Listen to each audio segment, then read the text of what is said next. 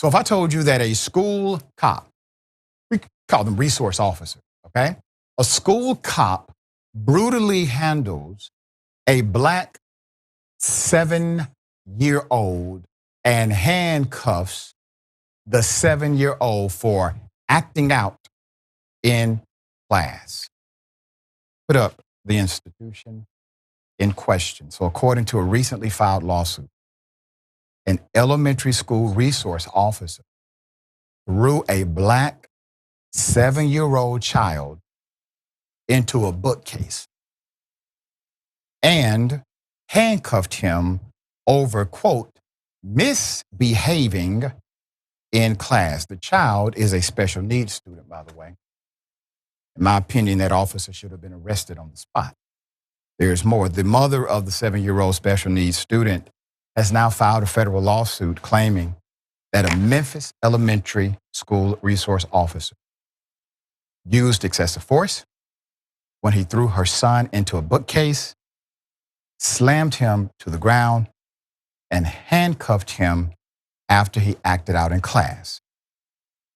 Satira Jones, who is black, filed the lawsuit obtained by Atlanta Black Star on behalf of herself and her son, identified as LJ, in a Tennessee U.S. district court on November 21st. It claims that LJ, whose behavioral outburst on November 24th, 2024, was related to his disability, suffered a black eye, and was emotionally traumatized during the incident. Now, I'm going to get through this story, but I just have to emphasize a 7-year-old child being restricted, handcuffed, has a black eye, you have visible marks of assault. The only way the person who doesn't go to jail, the only way you don't go to jail is if you are a cop. Because there is no relationship that a 7-year-old special needs student can have with anybody else to where that happens and that adult does not immediately go to prison. There's more. Boy's teacher and an unnamed school resource officer, SRO, at Levy Elementary School in Memphis used unreasonable force and failed to use crisis intervention and de-escalation tactics appropriate for a disabled second grader with special needs, the complaint contends. Besides the rough physical treatment and a violation of his federal civil rights, the school violated state law. They also violated Tennessee Board of Education rules and regulations by, quote, wrenching his arms behind his back, end quote, and handcuffing the 7-year-old with metal handcuffs, a mechanical restraint not appropriate for his size, his age, and disabilities or the circumstance, in which the child posed no imminent risk of harm to others, his attorney argued.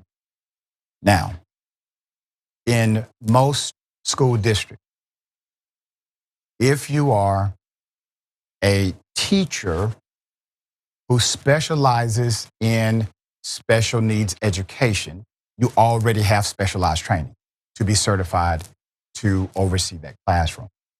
And hopefully you have the proper love and sensitivity that's required to implement your training. But in order to physically restrain a student in the vast majority of school districts, you must get an approval from a specialist that works in that district for restraint. Typically, it is not automatic. And the reason is because of failed policies and situations like this. There's more. Besides, this LJ was put in the back of a police-like school SRR vehicle. He was basically in a police car, along with his special education teacher, Rhonda Mitchell, and the school principal, Nakia Patton, and then driven home, where Jones heard him screaming in distress, then saw that he was handcuffed, 7-year-old, took a paddy wagon ride, handcuffed, screaming, had a black eye, that he didn't have the morning at school. The lawsuit says Jones called 911 and Memphis police responded. The lawsuit alleges that the school resource officer and other school staff committed assault and battery and falsely imprisoned LJ, inflicting unnecessary pain and physical injury and emotional harm.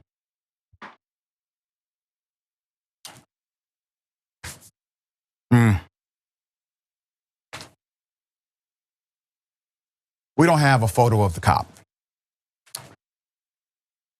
His identity is being protected. I know some are asking that the cop get arrested when Memphis police responded. We don't have all the information. Here's what I do have. Let's go back to the previous comment. The lawsuit alleges. The lawsuit alleges that the school resource officer and other school staff committed assault and battery and false imprisonment. If there had been an arrest or a conviction, it would no longer be the lawsuit alleged, because you would have had a conviction of a crime. So thus the law would have stated that they were in fact guilty of such action and not alleged. So no, I don't believe anyone was brought to justice as of yet. It also asserts that Memphis Shelby County schools maintain policies and practices that were deliberately indifferent in training and supervision regarding SRO interactions with elementary age students with disabilities in violation of the Americans with Disabilities Act, his constitutional rights against unreasonable seizure and excessive force, and state law. Jones and her son are seeking a jury trial to determine compensatory and punitive damages for the physical injury, emotional distress, loss of educational access, medical expenses, and other damages.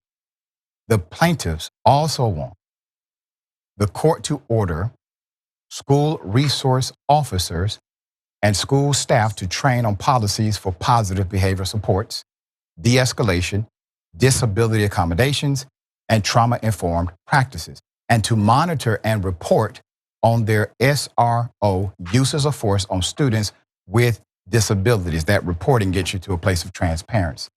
That's why they're asking for it as well. So meanwhile, the county sheriff's department, Shelby County, their office issued a statement that it has been wrongfully named in the lawsuit as, quote, the sheriff's office had no SROs assigned to the school at the time of the alleged incident, nor does it currently have any SROs assigned there. The lawsuit improperly named Sheriff Floyd Bonner. The attorney representing the plaintiffs apparently failed to conduct adequate research and has wrongfully implicated the sheriff. Therefore, the sheriff is demanding dismissal from the lawsuit and an apology from the attorney involved. The school system has 30 days after being served until December 24th to respond to the discovery request and until December 12th to file a response to the complaint. I will withhold my conclusion on why the sheriff's office is more concerned about themselves than a crime taking place in their county, because what you are denying you are a part of, Sheriff, happened under your jurisdiction as the executive law enforcement officer of the county, which means the arrestable offenses you failed to engage in an arrest, sir. All due respect, you may be wrongfully named in the lawsuit based on some technicality that this individual was not assigned, but you are not the improper authority to effect the arrest.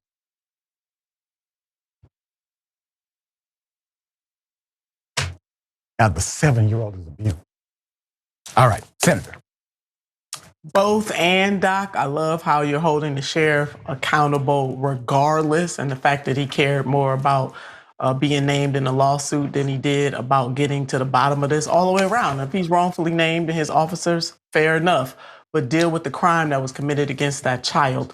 The fact that the Disabilities Act and other laws, both governing the school district itself, State and local laws have been violated. I love how you laid that out. This is also a violation of humanity, period. That's right. Regardless of whether or not we had laws on the books. So glad that we do. 7-year-old black boy with special needs. I believe all children are special. And then we have some children with extra special needs. And that is why you need teachers and administrators who are specially trained to deal with children who have extra special needs. There is no doubt, Doc, and I worked for the Cleveland Metropolitan School District, not in the classroom, but as an administrator, but certainly have visited many classrooms, even as a councilwoman and a state senator. And I do know that teachers who take on this assignment, this ministry, you got to have a love, because things could happen to take it even above what a 7-year-old would be doing.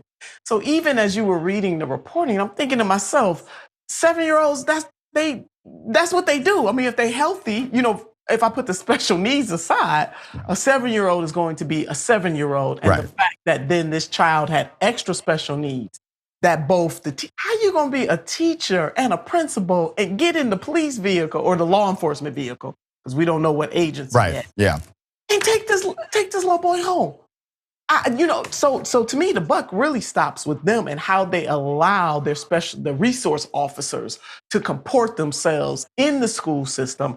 Thank God for the mother here who is defending and taking up for her son. But the school district, first and foremost, should be ashamed of themselves. The law enforcement agency involved should be ashamed of themselves and let the chips fall where they may when it comes to a lawsuit, but not to have just a common compassion and love for this little boy is really what set all this spiraling out of control, Doc. Very well said. In my opinion. Oh, absolutely. When we do an update to this story, to the sheriff and any other properly corresponding law enforcement agency that has proper jurisdiction, we at least expect an announcement that a thorough investigation is underway by a law enforcement agency, not by the school. Okay, we'll bring you updates as they develop.